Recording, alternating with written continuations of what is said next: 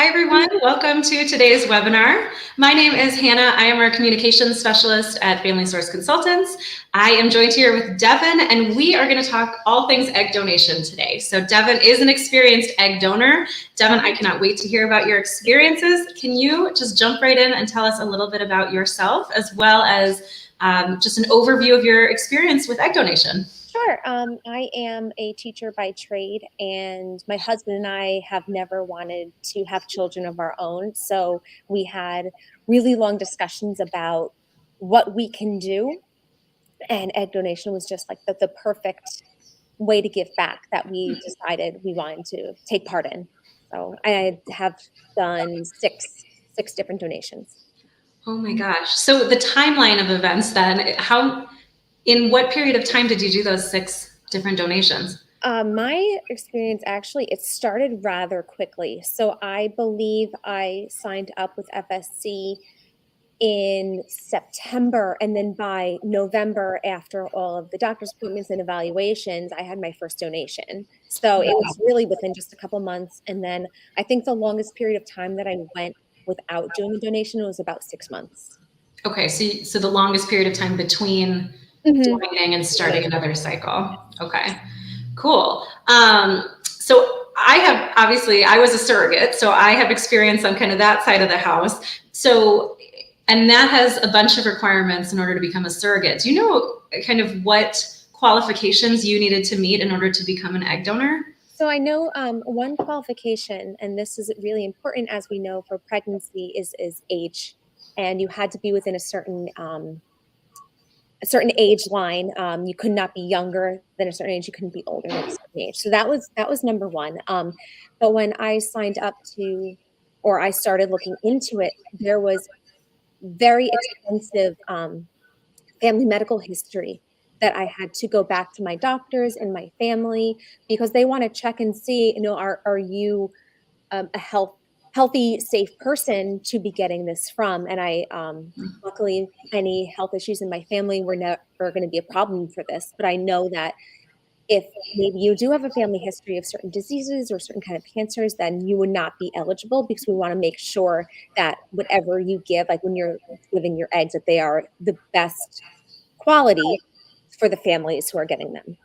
Yeah, that's something that's very unique to egg donation, is how much family history you need to be able to provide. So I remember having to give the weights of my grandmothers. And so I had to think back and say, okay, they were about 5'2". How big were they? So I would I actually had to reach out to some family doctors that had that information, because I wanted to give the best guess we could, So yeah, there's a lot of health information going into it. Yes.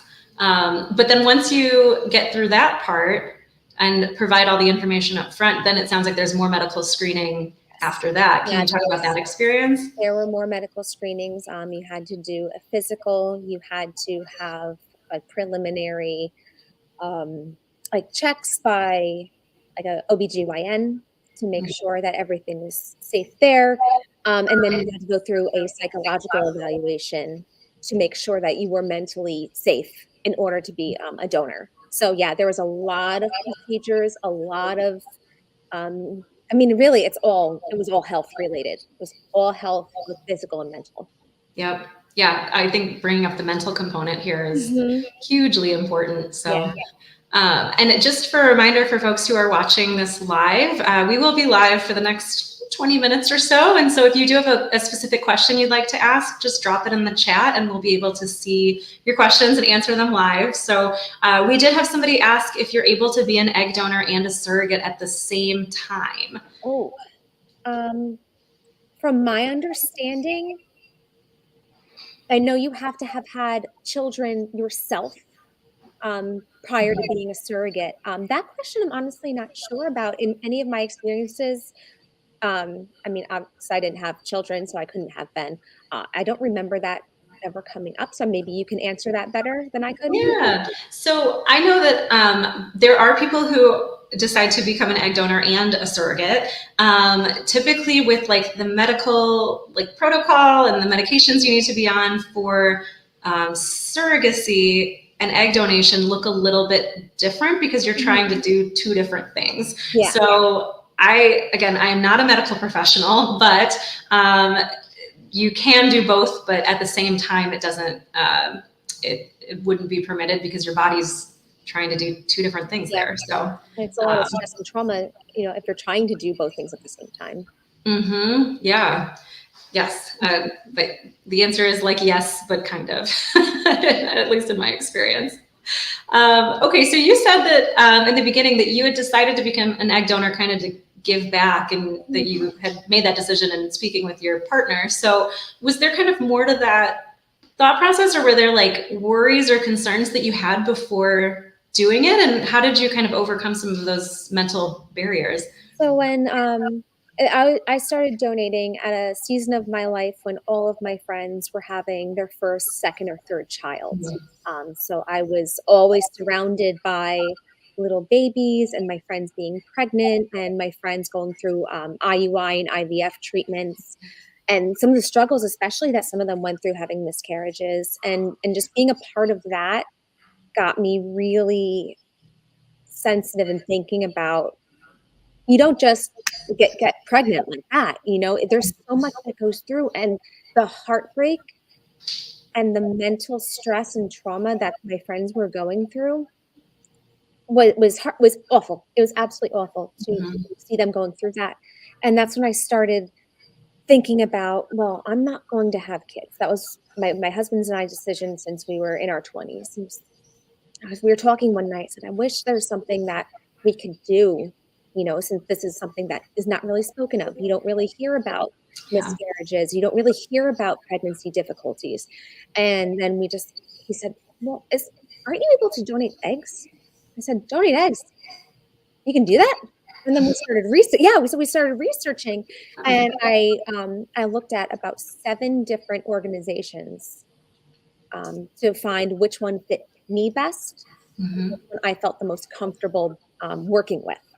So it was really just seeing the struggles that the people around me were going through and talking to them that got me thinking, I can do this. You know, I can help people with this, since I know in my family, at least, well, the women in my family getting pregnant was not an issue for them. You know, it was a very easy process. So I was thinking, if I can help others reach their family goals, then I'm going to do it. So, I mean, it sounds like the motivation is very similar to becoming a surrogate in my conversations with other surrogates. It's really all just about helping and wanting to give back in that way. So yeah. Just you don't have to do the whole pregnancy part of it. So that makes sense. But on the flip side, something you do get is compensation. So we did have somebody ask a question about, what does the compensation look like? So do you get compensated then per cycle? Is it all paid out at once? So the at least with FSC, I know other organizations, you can just donate at any time, and it's kind of kept in a bank. But with FSC, you were chosen through not like a dating profile, but you were picked through all of the options, and then you would receive a small payment once your medication started. You would receive a second payment once you took your trigger medication, which was the medication that you took before the donation, and then you get paid out in full at the end of the donation. And it was all done through like escrow, where you'd link up your bank account too. But I mean, it's a very nice compensation. I was very fortunate to be able to use that money for a lot of things in our lives to help us, you know, as a newly married couple, to really help us build. But, you know, but sometimes if the medication isn't taking or it isn't working, you know, then you don't get the rest of it, which is fine. You know, it just, Yeah. And that entire process that you just described, I mean, that can be a couple months, like a month or two. Like it's a lot faster, I think, than surrogacy. Well, and the whole donation process from start to finish is about 2 weeks. Right. Yeah. So it's pretty quick turnaround time on that. And then as you've donated now, you said 6 times. So that is, and then you get compensated each time. So I think that's another And not that this is all about the comparison between surrogacy and egg donation. I just know we talk a lot about surrogacy and that compensation structure, works for some people, but I think a lot goes unsaid about egg donation and how you can kind of keep going back to it. And the more donations you do, the more your compensation goes up. So, I mean, again, I was lucky enough to have 6 donations. I know of some people who it took them a few years to even get their first. So my experience is not going to be the same as other people's.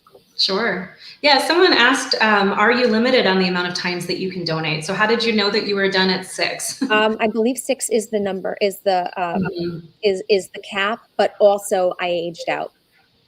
Yep. So I think it's 34 or 35, and that's when I had my 6. So I was kind of done both ways, except if you are asked for a sibling donation, then you can donate more than 6 times and after the age limit. Yeah. What kind of impact did it have on your body? So the whole egg donation process is IVF.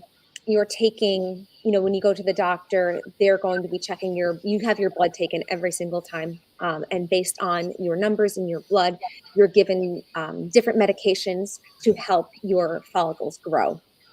You're also at the clinic about every other day having your follicles measured, and then any medication adjustments is through there. The whole medication taking process is about 10 to 12 days, depending on if they think you need more time or you need less time. The numbers that they're looking for the follicles are 18 to 21 millimeters. Those are the only size that they would take. So if there's anything under 18, they wouldn't take them. So the more you had over that size, the better. And then you would take something called they call it the trigger medication, which makes you ovulate. So it kind of stops the growing process and then starts the ovulation. So when they go in the next day for the donation process where they take them, they're no longer growing and they are safe to be removed. So it is a full cycle of IVF. And then what did the recovery period look like for you? So for about 2 weeks after the donation process, your ovaries are very enlarged and very sensitive. So during the IVF treatment, as well as a few weeks after, you're asked not to lift anything more than 5 pounds, not to do a lot of twisting and turning because that could disrupt or rupture your ovaries. So you want to just take everything very easy, not do a lot of walking. And for someone like me, who is an avid CrossFitter, it was really difficult to not be moving during that time. But, it's not one of those things where you say, oh, the doctor said I can't, so I'm just going to do it anyway. No, your health is really at risk for that. And you want to make sure that you are taking care of yourself and making sure that, if you want to do it again, you can, because if you go into it too quickly after, you're not going to be able to. Yeah. Now, did you have to travel? I did not have to travel. I am located in Chicagoland, and all of my donations took place here. But there was a potential one where I would have gone to Miami. But then that one ended, and then another one was picked up in the Chicagoland area. So I have not personally traveled, but I have had some families travel to me to be in the Chicagoland area. So is that up to you as the egg donor then to decide if you want to travel? Yeah, because if you travel, you have to stay there for the entire duration of the IVF treatment, since you will be going to the doctor every other day, every 2 days. So if your work is able to be done that way, but as a teacher, I couldn't take off for that long too. So that's why I was choosing to stay in the Chicagoland area. Yeah. Was it still hard for you to schedule all those appointments around your work schedule? Did you have to run that by your employer? So what I had to do is talk to my administration and say, this is what I'm doing. I was very upfront with, this is what I'm doing. And this is when my appointments will be. So I didn't ask for permission. I kind of said, I am doing egg donation, and these are the times that I'm not going to be here. And they were very open to it. They were, one of the women said, I've gone through IVF, completely understand. So, but I also know some employers won't be that okay Sure. with it. So I think owning what you're doing is really gonna help them understand, I have to go to these doctor's appointments. Sometimes you get a call from the doctor one evening and say, "I need you here tomorrow morning," and you have to do it. You have to those 2 weeks, you are owned by the doctor. Yeah, I mean, essentially. Yeah, At yeah. least it's just the 2 weeks. I think that's something that was a misconception that I know I had Mhm, before, joining the community and working at FSC was the time commitment is. I mean, it's obviously a significant commitment in lots mhm. of ways, but as far as like timeline goes, I didn't realize it was that fast. Yes, yes. So, Um, mhm, yeah, I mean, a bunch of times and I've worked with other multiple doctors because it depends on the doctor that the family chooses, to work with, and some of them would want you there at 6 in the morning. Others would say, "We sure. don't open till 10." So, you're really kind of, "Okay, if I have to be here at this time, I have to be here at this time." Yeah. Yeah. And taking that so seriously. And it is, I mean, making sure you're paying attention to the medication protocol Yes, that they have you very on. And you had to be exact with your medication amounts, you had to take them at a certain time, especially the trigger medication, the one before the donation. It has to be to the second a certain number of hours before your procedure takes place. So yeah. you have to be very on top of that. Hmm. So I know I just shared something that surprised me about egg donation. What else surprised you about egg donation? Uh, I didn't realize how emotional I would feel towards the people that I didn't even know I was helping. Because when you are donating eggs, this family, you're the last rope. You are the very end of the line.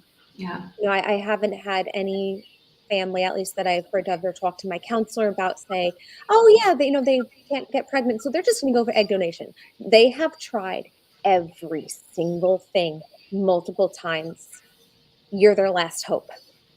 Hmm. I'm gonna get emotional now, but Yeah. you are their last hope. So it is such an honor to be chosen by these people, like, "You can help us. We hope you can help us." So I didn't realize how really deeply I would feel, um, instead of thinking, "Oh, I'm getting paid, I'm donating my eggs." It is, "Wow, you chose me. Out of all Yeah. these people, you chose me." And yeah, that was I mean, it's even though I haven't donated in a few years, it still gets me. It still is like, I helped this many families, you know? In a very profound way. I Yeah, mean, oh, really, it is a big deal. yes. Yeah. Oh, Yeah. totally. Yeah. You didn't just help them. I mean, you built families. That And is that truly the coolest. it blows my mind. It absolutely Yeah. blows my mind to think about that, and I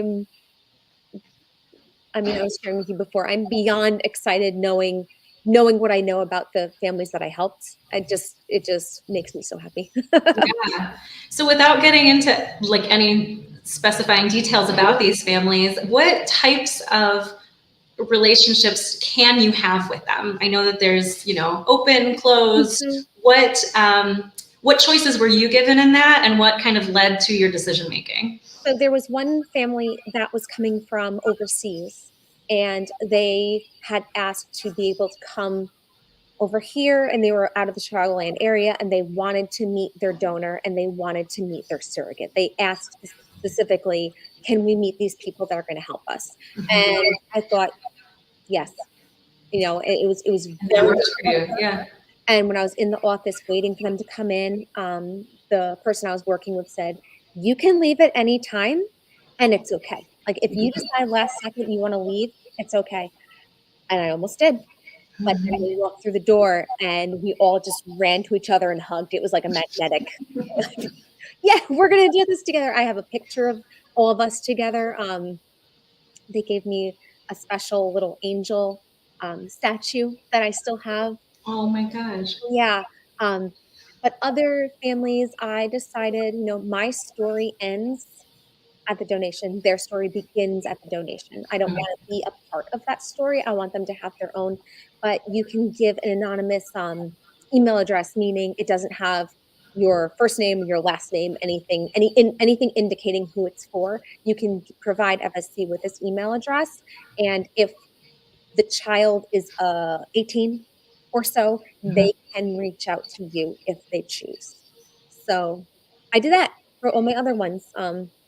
So you left the door open then for later on if they Yeah, wanted to. because I think that, if they want to find out who they are, where they came from, I love to tell them. And if they don't, not my story. Yeah. Yeah. I think, and again, it was up to you as the egg donor. Is that right? About what that Yeah. looked like for you? Yeah, but I mean, I know probably being a surrogate, it's much different because you're actually carrying the child. You're growing the child. But for me, it was if I can give them what I can give them, they take it from here. That's Hmm. their process, their life, and I only hope the best for them. Yeah. I think there are still parallels though, because afterwards, I know some surrogates are still very close with their intended parents. Some, don't have much of a relationship. I loved what you said specifically about this is kind of where my part of the journey ends, and you get to start being parents. Go be parents. Like this is, I have my own family that I need to go parent. So I love that point. I think it's a beautiful way to put it. Of kind of it's a journey that you're on together, but you play a role, and then they kind of pick it up and run with it. So. Did you then, speaking of kind of your own family, did you tell other like friends or family members that you were doing this, and what was their reaction? So all of my best girlfriends I told, and they were just like, let's go. They were so excited. My husband, of course, was my biggest supporter. He gave me all of my medications. He handled all of that. Because me giving myself a shot, not going to happen. No. I told my close cousins what I was doing, and they were excited. When I first started, though, and I was going through all of the medical family history, and I'd ask my parents, how much did grandma weigh? Why do you want to know? Sure. And I told my mom, I said, because I want to do egg donation. And she knew I didn't want to have children. And she said, you're going to do what? And I could tell that the reaction was, so my parents have absolutely no idea, but I also think they don't have to. Nope. This is my life. This is what I want to do. I have all my friends and my other family to support me in it, and Yeah. I see that as another like pro to egg donation is that you can share with people as you see fit, right? Like surrogacy, you kind of like you get to help the family, but there's only so many people you cannot tell about that. So that's kind of a nice part too, I think. And I also, I mean, I'm proud that I was an egg donor, and I will tell anyone, if it comes up, I'm like, I was an egg donor. I did it 6 times. And you always get the, what kind of reaction? I guess because it's not really spoken about. It's not something that is ever discussed out in the open. And I'm happy to. I'm very happy to speak. I know one of the kind of objections that I've heard just from people who don't know much about it is having that genetic component, that like that part kind of freaks them out. So how did you kind of keep moving through that thought process? The petty side of me is, well, obviously, who wouldn't want these genes? but it's not my story. Right. For me, it was right at the donation. It is not my story. So I don't have that emotional genetic connection, and Yep. I mean, vulva havers have periods every month, right? And you're expelling, you're losing those. It's kind of the same where it's not a tangible thing to hold on to. But I guess really for me, it was my part's done. Yep. Yeah. I mean, it must really be like that for other people, so I can't speak on that. Well, and like you said, there's a psych clearance part of the process as well. So that's, I think, a good conversation to have with who's the counselor who's doing that. Yeah. Now, what advice would you give to someone who might be considering becoming an egg donor? Do it. Do it. Absolutely do it, because you have nothing to lose and you have everything to gain. you know, Mhm. helping these people, being that kind of, you know, quiet in the background sort of a figure, but being an integral part of helping these families build, do it. Yeah. Had nothing What but the best experience. what do you think that you learned from one donation to the next since you had so many? I mean, it's amazing. Machine. Um, the first one, I was absolutely terrified. Hmm. Terrified of how am I going to feel? You know, am I going to change in any way? Are there going to be any complications? You know, it's fear of the unknown is very a scary thing. But also, I had friends who have gone through that process. Um, what was the question? Sorry, I'm just like going. Just like how you, what you learned from each kind of one to the Oh, next donation. I had a lot of fears that disappeared. Yeah. I was never a fan. I mean, I'm not a fan of needles, but giving as much blood as I did, um, having as many needles stuck into me as I did, it wasn't as scary anymore. It was kind of like a, okay. So it really just, for myself, I realized, these things are really hard and they can be really scary, but I can go through it, So kind of getting confidence in that way. Yeah. And once you've done it once, Mhm. it's like, okay, I know I can do it because I already did it. Exactly. So, yeah. Did you feel that you could speak to the, well, I mean, obviously we have folks at the agency here who are helpful and guide you along that process. And then at the clinic itself, did you kind of have questions answered by some of the staff there as Yes. well? Oh, yes.